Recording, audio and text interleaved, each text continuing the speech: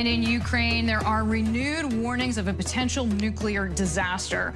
Russian forces are shelling corridors that could be used by a team of international nuclear inspectors from the UN's International Atomic Energy Agency. The goal is to reach the Zaporizhzhia plant in southeastern Ukraine. ABC News foreign correspondent Tom Zaporizhzhia has more on what's happening. Tom.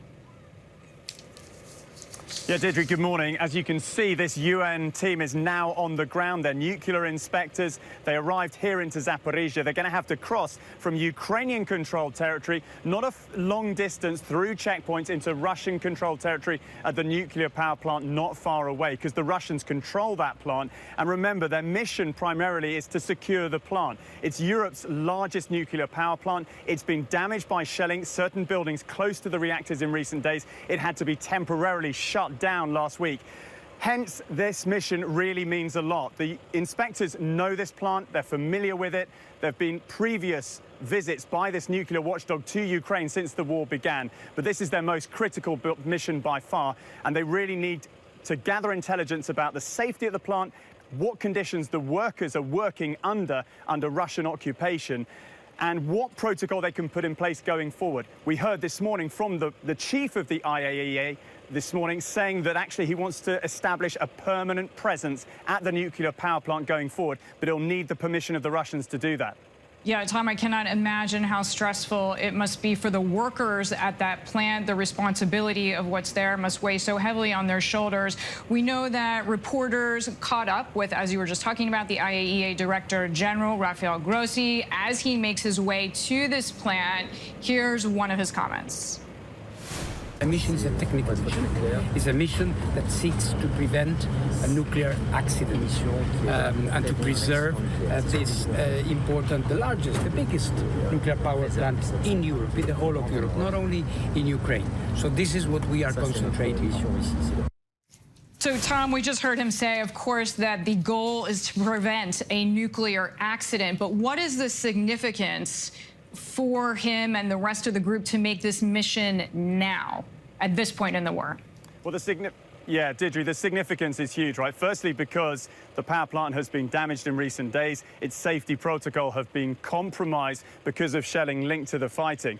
But also really the bigger picture here, and that is really the fact that the Russians are in control of this nuclear power plant. And some analysts believe that Russia is using its occupation of this power plant as a political tool, as a military asset, really, in the fighting.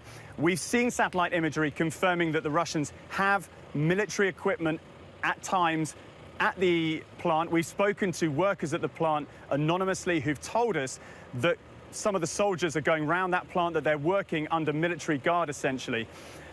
And the big question is, what is Russia's game plan going forward in relation to this plant?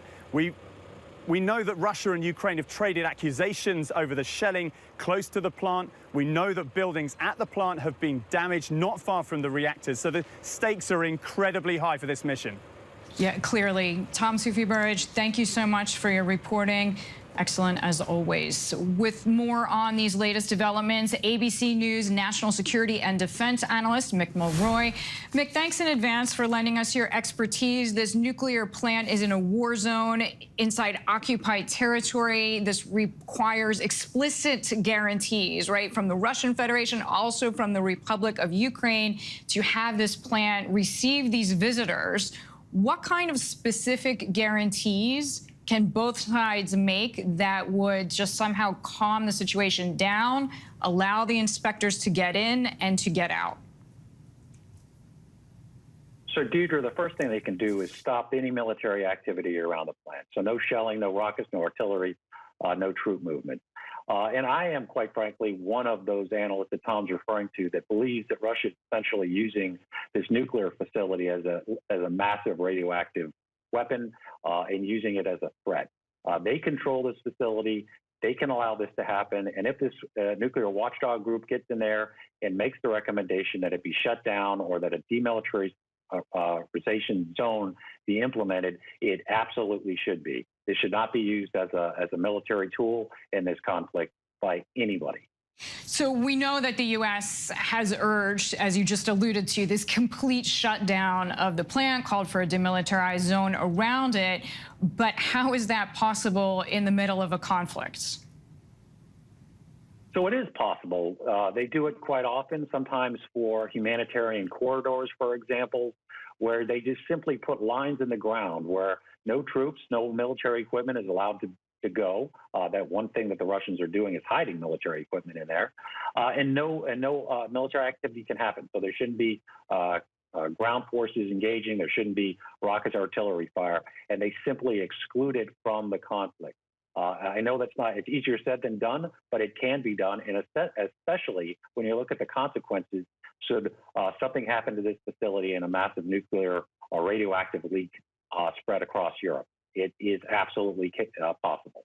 Well, Mick, as you've pointed out, there is a precedent in other conflicts to have behaved in, let's say, a civilized manner from both sides. We'll hope it's the case here.